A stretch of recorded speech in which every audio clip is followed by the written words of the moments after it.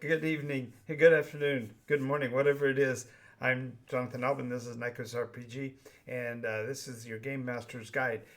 We are going to be trying things a little differently today, and I hope that the ambient sound that I've got going on in the background isn't too distracting. I have a neighbor who loves to play cumbia at very high volume, so that's just the way it goes. Hopefully, that won't interfere. All right, so today we're going to be talking about 10 things that can ruin your game. And we're not going to be mincing any words here. I noticed a couple of videos recently done by some of the other influencers in the RPG environment, and they seem to be trying to destroy roleplay wholesale by simply giving the worst advice possible. So I'm going to do something sort of along that line. I'm going to give you 10 things that you definitely can do to ruin your game. And then, of course, as a person who really advocates for the best and the most wonderful role playing experiences possible, I'll give some advice on how to counteract each one of them. But let's get started, shall we? But before we do that, make sure you go down and press all the buttons so that the algorithm knows that you're part of our audience, and you'll be able to get all of our videos. Wow, my mouth is not working properly today. Alrighty. So we're going to be doing a tongue-in-cheek take on the concepts of role-play etiquette by celebrating the possibly worst things. But don't worry, we'll also tell you how to fix them. So let's get going.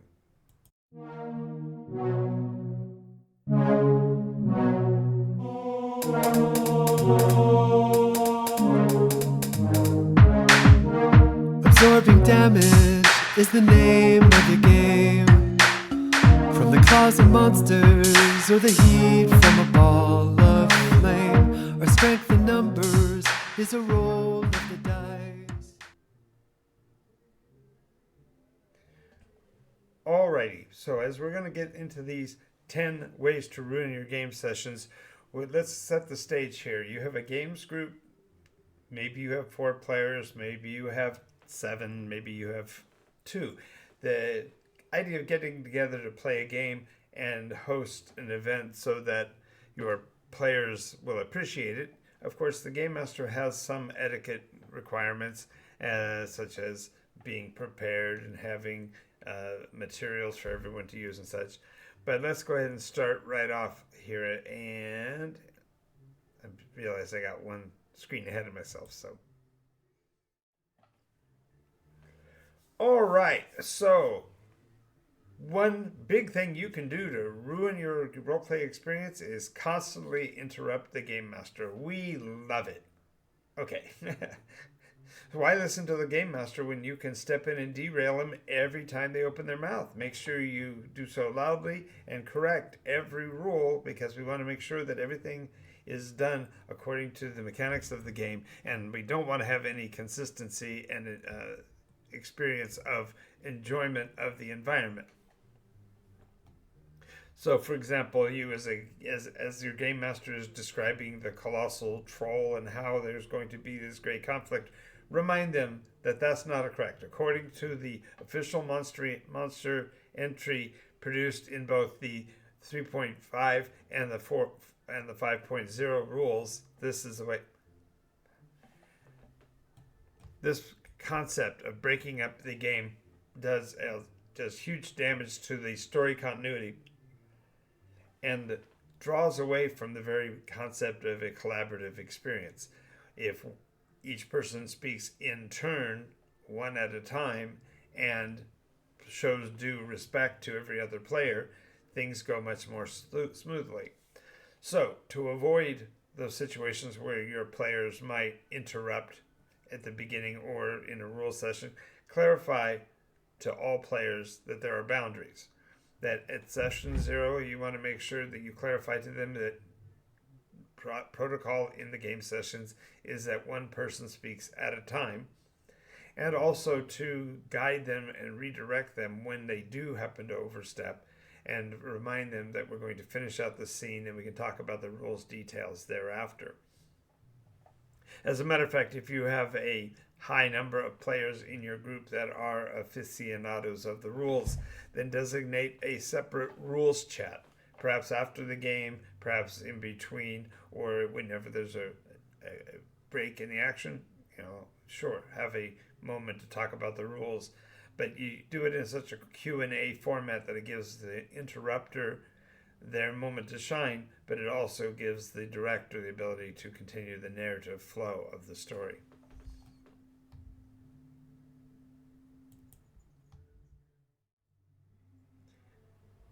Now, if you really want to get your group riled up, make sure you show up about 30 minutes late. Forget your stuff, maybe leave stuff in the car. After all, everyone loves the fact that the game master gets to retell the story again for the part you missed.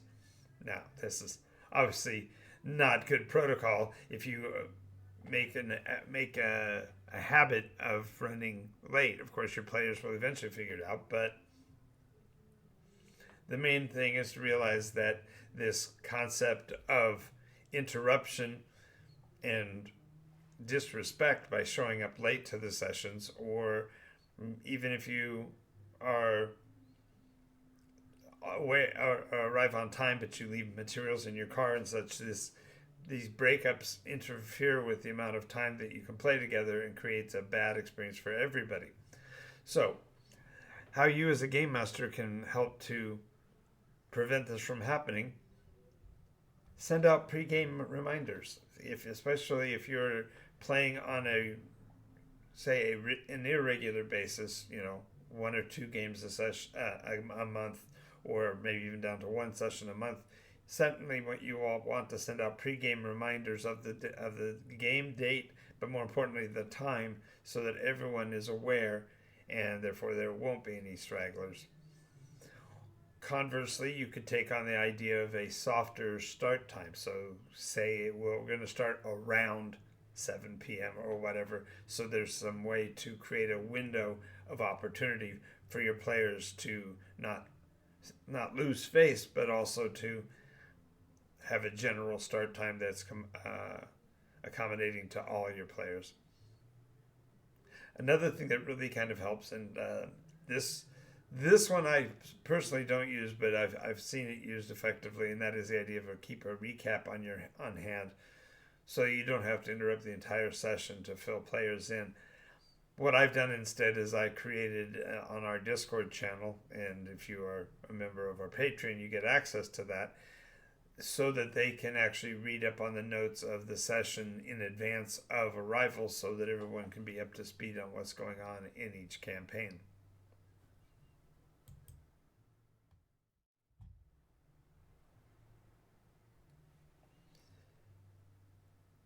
Forget collaboration. Don't try to work as a group. That would be, fun. So make sure you work instead to make sure that you know what's going on, to the point where you can win every argument, every discussion, every contest, and be all the places you want to be at the same time.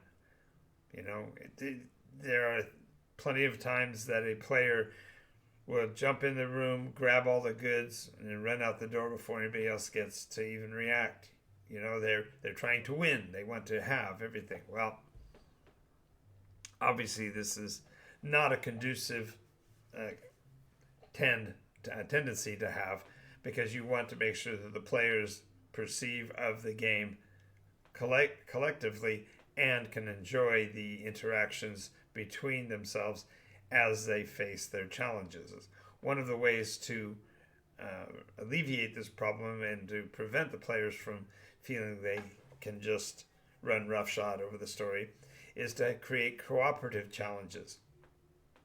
Perhaps there are multi-step puzzles or staged encounters, and by that I mean have a stage 1 and then action changes in stage 2, so that the players each have an interaction requirement from them that will feature everyone's specific skills. This really makes for a much more enjoyable play session. Another way to do this is to have a clear spotlight rotation. And generally, this is affected in some ways by the utilization of an initiative die rolling mechanism, so that every person in the session gets at least some period of time to ask what they are particularly going to do. And this also allows you to make sure to bring the wallflower players that are usually more timid ones into a level of confidence, because you're going to be asking what they want to do within the scene and connecting that with what everybody else is doing. And then finally, just explain, even to those individuals who are trying to win, so to speak, how the mutual involvement of everyone actually leads to more epic moments for everyone, including you as the one who clearly wants to have the attention. So make sure you provide those players with their opportunities so they can see that they are getting their time to shine as well.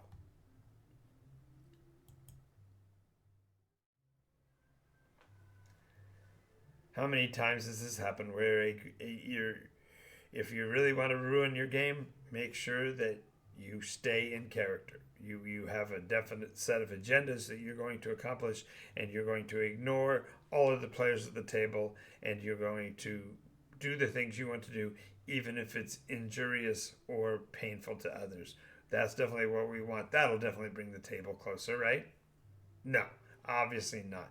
If you have something that is so important to your persona that you end up utilizing the argument, hey, I'm just playing my character, you have set up a position that is really untenable, because everyone at the table is playing their own characters.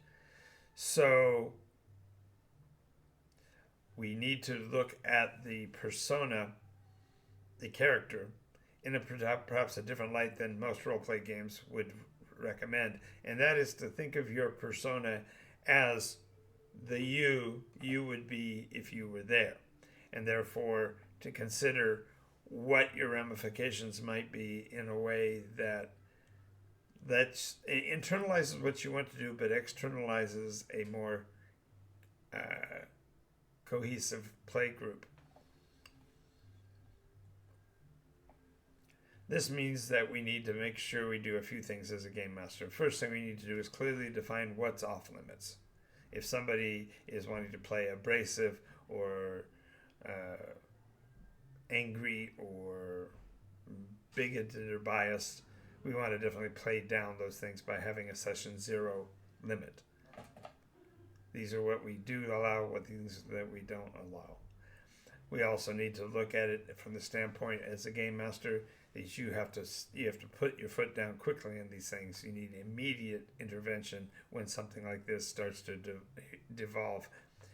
You pause the game immediately and address the specific issue of the improper way the player is presenting himself, and if that means that they're being bigoted or they're being sexist or whatever, we need to stop that immediately and cut that off from being acceptable in the play environment. And that can require it to be rather severe, because it's important that this is represented to those who might be affected by it. And then finally, look at other ways the players could express their sentiments without being so directly aggressive, and especially if they're positing these against the other players. In particular, we need to get rid of the petty, and actually perhaps in creative ways include things like formal duels, battles of wits and stuff, without any real world insults ever becoming part of the mechanics of the game, and certainly not to breaking character so that people are using their in-character persona as their justification for improper utilization.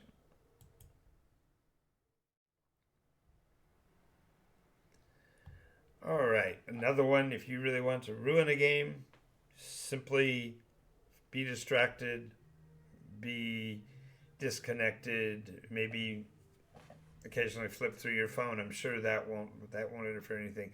And more importantly, get indignant when somebody else challenges you, right? These are two different sides of the same angle. You can be a person that sits back and just stews to your own self and don't pay attention to the story, and then are surprised when it's your turn. Or you could be the person that gets particularly angry when someone else exhibits this. And both sides of these can lead to frustration that ends a session early.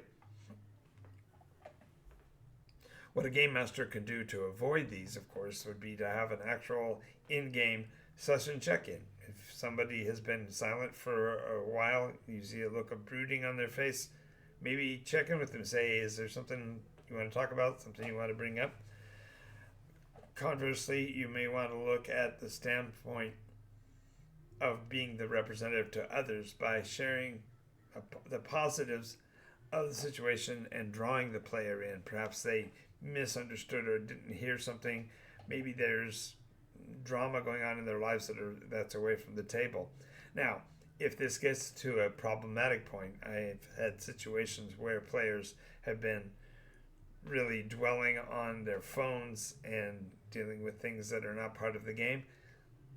You may have to go to the point of a one-on-one talk where you take that player aside and find out what's going on. Sometimes it can be a justifiable thing and you need to get that worked out.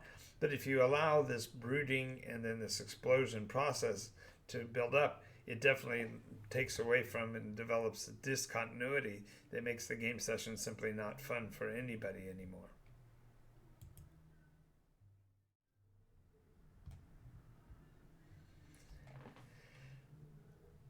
This one's a touchy subject because there are different reasons people play games and the different ways in which they play, and it's a challenge. But if you want to find a way to guarantee to ruin a game session, just be a stickler for specific, minute interpretations of the rules and make sure that the game master is made aware of it at every point, so that the conversations, instead of being the dialogue between personas in the field or in the game session, actually end up being bickering between players and game masters, because of course that really helps with your games group, right?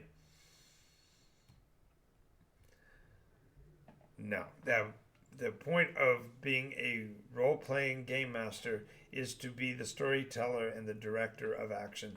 Now, there are times when the rules are necessary to be referred to, and this will happen from time to time.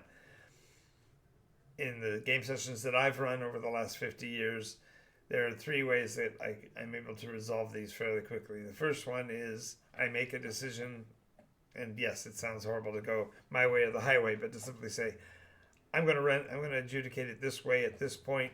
We will have a conversation at a later point, and then follow up with that person at a later time to clarify what really was bugging them.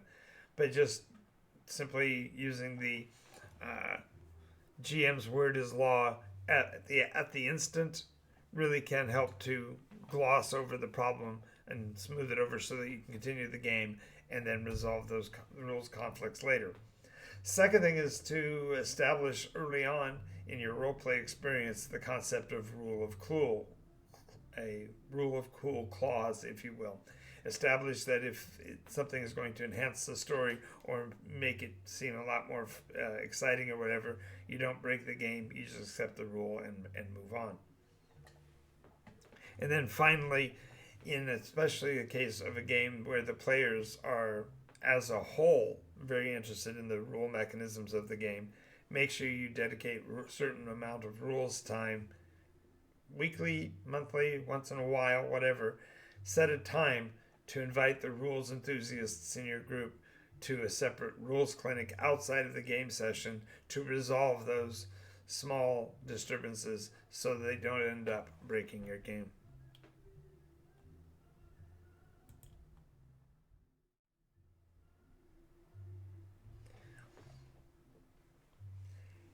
If you are a player, especially a veteran with a lot of years of experience, you want to ruin a game, just make sure you're dominating all conversations. And make sure that your character is shoehorned into every possible encounter, even ones for which you are not even present, and make sure that you hog up the player's time and and downplay the actual encounters and instead talk up what you want to talk about to be sort of the dominator. Now, of course, this is patently ridiculous. We don't. If we are playing a game with a group, then we need to allow the players their own interpretations. What you don't want is a player who says, "Oh, I'll decipher the ruins. I'll put in the password. I'll solve the puzzle. I'll talk the spirit guardian, and personally, I'll pick up the treasures." You can all watch, because that's not the way roleplay games fundamentally work. Now, the game master can fix this in several different ways, and as in most of these cases, I'll describe three of them. The first one is you can ensure that each player has a deliberate turn. So therefore you go your first, your second, your third, and keep it like that throughout so that each person has a time to talk, and the dominator simply is limited to whatever time period that he has in his quote turn. The second thing is to build your adventure so that it's multiple steps and multiple stages so that the players have to be at their particular location to do their thing, and some of them require multiple team members to accomplish so that there's more unity in the solutions of the games. And then finally, absolutely praise the players who step back and let the other players have their moments, because this sets the group norm, and that positive reinforcement really helps the players to feel like they're part of the group and the community.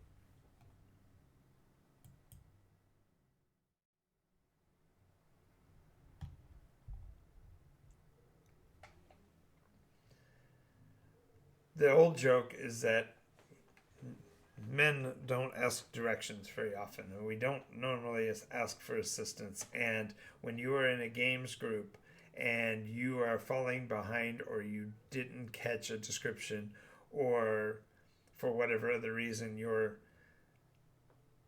being confused, it's really useful to destroy a game to simply keep having to ask for which dice do I use,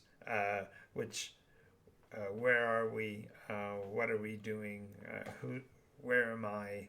These kinds of questions are better suited to a collective conversation. So make sure that it's okay to accept offers of assistance from others, because players who suffer in silence tend to feel like they shouldn't be part of the story, or simply are. It's almost like the opposite of the dominator. If a person is in this position and is allowing the game to go on without them fixing it or whatever, this can be problematic.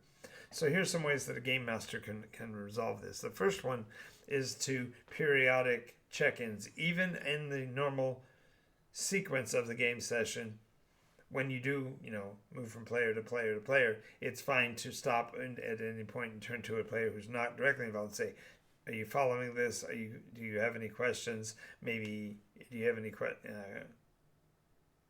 anything that's confusing you or whatever?" By being open about it and being willing to address it even out of turn, it really helps those newer game players, and even perhaps those that just simply have lost the ball, to recover. Other things that we've done and really work well is to have a mentor system. So when you have a new player, have a veteran that's assigned to be working with them to make sure they pick up the pieces and give the direction that the newer players will need to be able to know what's going on. And then finally, simplification. Now, in the case of the Nikos RPG, it's been considerably simplified because you only need percentile dice. But even with that, the nuances of what's going on in the game can be made easier for newer players, one of which is, for example, the regular use of turn play instead of having that alter or shift to make it easier for them to follow.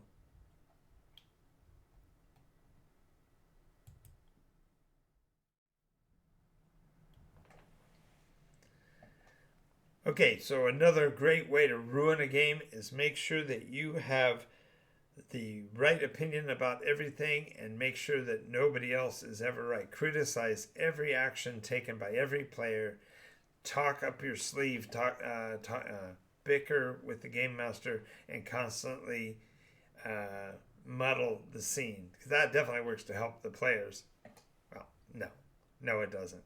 The concept of criticism or complaints has little to do with the actual scene and more to do with the player. The reason why the game has people that are complaining more than likely is because the players either have gotten ahead of the story or are just simply know-it-alls. And that there is a section of the games community, like most game masters, who are know-it-alls, have all of the answers. And it sometimes seems like that'd be a difficult one to overcome, but here's again the way we look at that. The way that a game master can fix it, first of all, is by having a feedback format, having a way, perhaps even at the post session or at the pre-session, to talk about things that you liked in the game session, things that could have been improved, any conflicts you might have, get those out in the open early or at the end of the session so that it's all fresh in everyone's memory. Additionally, and this is probably the only place where I feel that the metagame environment can be helpful. And one of the ways that this can work is you can actually have direct engagement during the session by allowing the players to step above the game and say, wait a minute, I think that should have been different, so can we look at what's going on, and allow you as the game master to say, what is it you as players want from the games? And by asking these questions, you can turn anything that might have been a complaint into a more constructive input. And then finally, the game master can lead by example by acknowledging players' creative role play, encouraging a reciprocal positivity, and other positive inputs into the game. One of the ways that I do that is I use a blessing point system, and I think I'll probably do a video on how the BP system works. And if anybody wants to see that, make sure you comment and let me know that you'd like to see that in the comment section below.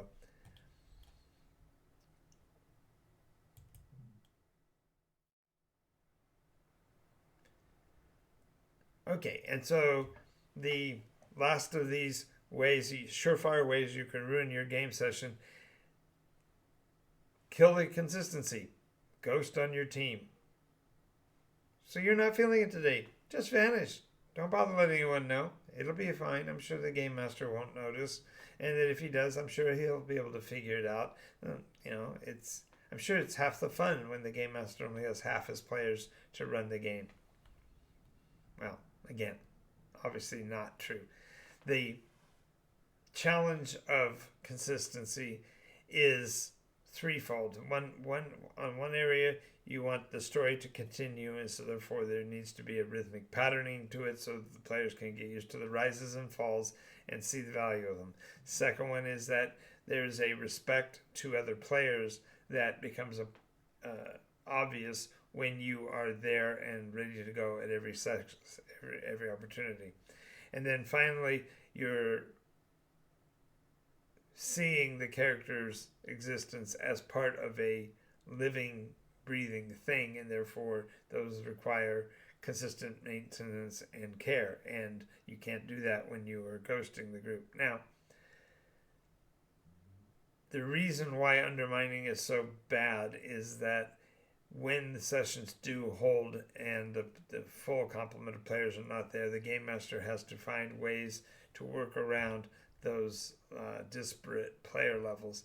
And so some ways that you as a game master can resolve this start with having a scheduled regular session and having a cutoff check-in point at some point before the event. Generally in my games, because they run regularly on particular days of the week at particular locations, the players are generally kind enough to let me know at least 24 hours before whether they're going to have a conflict or whatever. even if it's unavoidable and we have to make different arrangements, it can be done sensibly and without too much stress by doing it in advance. And even if that means slowing the cadence of the campaign for 2 or 3 sessions or whatever, these are all great ways to make sure that the play is not undermined altogether. Now, I do know and acknowledge that there are going to be those emergencies that happen, and of course they're unavoidable, and that's not of what I'm referring. I'm talking about those specifically not showing the consideration and care for the sessions that you're a part of, so that the other players have to constantly worry about whether they're going to actually have a game to play or not. The next thing is to plan for absences. Holidays happen, family events happen, and I'm not specifically talking about that in this case of the undermining, because that's not it. That's manageable. But the idea, therefore, is that you want to give the players lead on what's going on. And then in the worst case, of course, you may have to discuss commitment to a player. Maybe the world has moved on and they have other things they need to do. They need to set a step aside for 1 or 2 or 3 weeks.